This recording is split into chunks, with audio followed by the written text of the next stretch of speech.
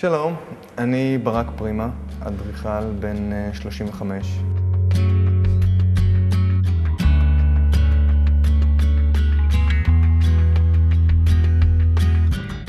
רוב הזמן אני מתעסק בסקטור הפרטי, לקוחות פרטיים, וילות, דירות, אבל יש לי פינה חמה לתחום התעשייה. אבי הוא קבלן תעשייה כבדה, וכשגדלתי כל הזמן הייתי באתרי בנייה, הייתי איתו, וראיתי, למדתי, עבדתי. היה לי ברור שאני הולך להתעסק בתחום הבנייה.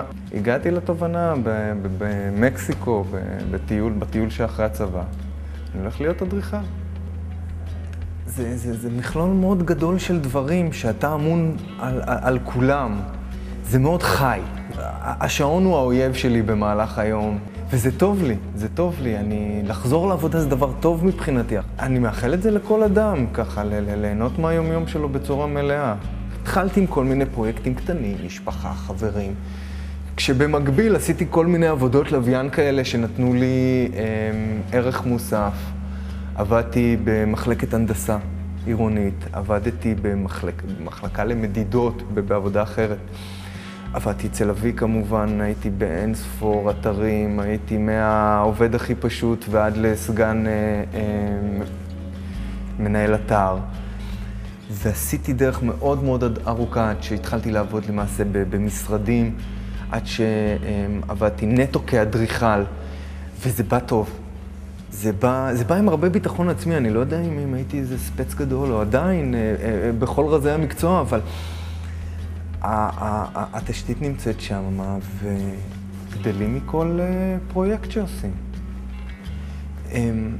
אחת הפריבילגיות במקצוע הוא הצצה מאוד אינטימית לחיי המזמין.